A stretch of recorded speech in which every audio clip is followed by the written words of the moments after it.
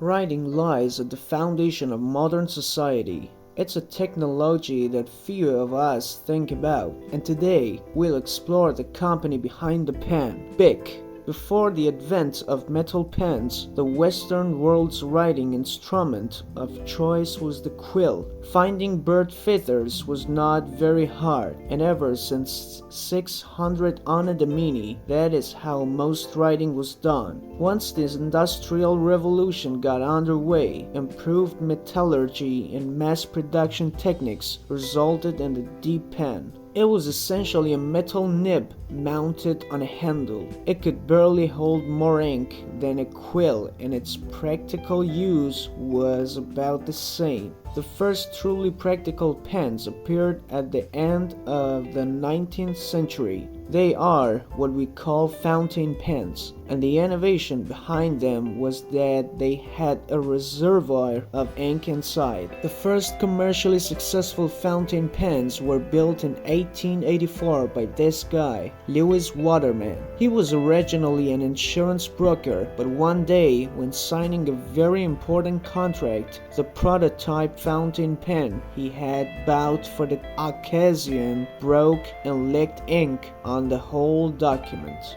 This accident eventually resulted in the deal getting cancelled and Waterman losing his job. Making the best out of a bad situation, Waterman decided to build a better fountain pen, and it was his design that truly made fountain pens the dominant writing instrument of the next half century. It would not be until the 1930s that fountain pens would finally meet their match. The man responsible for that was Laszlo Biro, a Hungarian journalist. He had noticed that the ink used in newspaper printing dried quickly, leaving the paper dry and smudge-free. When he tried using the same ink in a fountain pen, however, it wouldn't flow into the tip because it was too viscous. After 7 years of trial and error, Laszlo developed a new tip for his pen consisting of a ball that could freely rotate in a socket.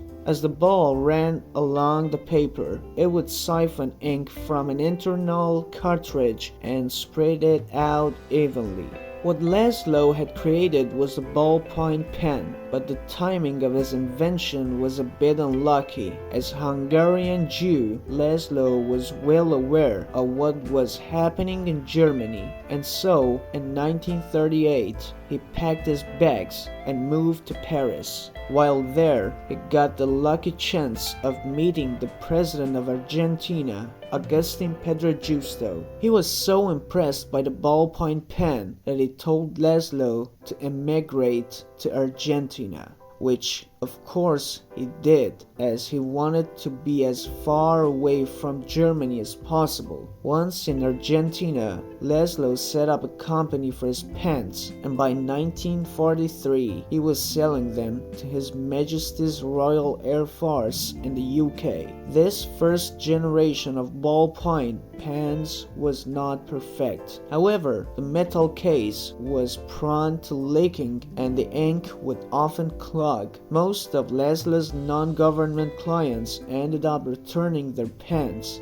which drove his company to the brink of bankruptcy. To keep the company afloat, Laszlo resorted to selling the rights to his pen in Europe and the US. The man who bought the European rights to the ballpoint pen was a Frenchman, Baron Marcel Bic. He had entered the pen business in 1945 when he had bought a damaged factory on the outskirts of Paris and used it to start making fountain pens. Marcel fell in love with the ballpoint pen, and in 1950, when he heard that Laszlo was selling the patent, he threw $2 million at Laszlo to get it. With the patent in hand, Marcel used his considerable resources to acquire plastic and precision stainless steel technology from Switzerland. Now, keep in mind, plastic was still a very new invention in the early 1950s. and it had only been commercialized a few years prior. The shaping machines Marcel built were cutting edge for their time, capable of shaping metal down to 10 micrometers. The design of Marcel's pens was as simplistic as it was brilliant. The pen's barrel was shaped similarly to a pencil, making it very hard to roll off a table. And since it was made of transparent polystyrene, it was easy to see when you were running out of ink. What truly made Marcel's endeavor successful, however, was his understanding of economies of scale. You see, the pens that Laszlo sold were very expensive, and although they were vastly superior to fountain pens, it was very hard to justify spending the equivalent of 1 week's wage for one pen. Marcel, however, streamlined his production and bought everything in bulk for a fraction of the cost, only 50 centimes, the equivalent of 18 cents in the United States. Marcel's initial plan was to sell the pens under his family name, but once people told him how English speakers were pronouncing it, he decided to drop the H. Thus, in 1950 he established Société Bic and began flooding France with his trademark pen, which he called the Bic Crystal. Unsurprisingly, the pen was an instant hit, surpassing everything on the market both in terms of quality and price. Within 3 years, Marcel was selling 40 million pens annually. He could barely keep up with the rising demand, and so he started opening subsidiaries left and right. By 1954, he was operating across Western Europe, and just 2 years later, his pens were also sold in South America and Africa.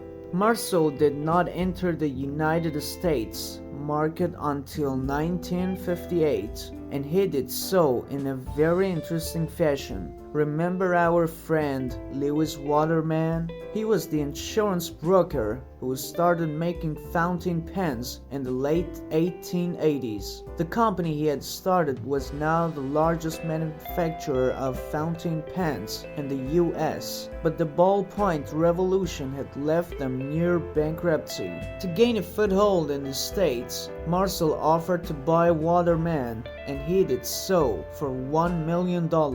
He repurposed most of Waterman's factories to make ballpoint pens, and he kept the fountain pen division as a luxury brand, which is still around to this day, although as a separate entity. In 1961, French artist Raymond Savignac created the Bic Boy, which has remained a part of the company's logo ever since. That year, the company replaced their stainless steel ballpoints with much harder tungsten carbide, which they still use today. By the end of the 1960s, Bic pens were sold on every inhabited continent, and Marcel was looking for other products to add to his arsenal.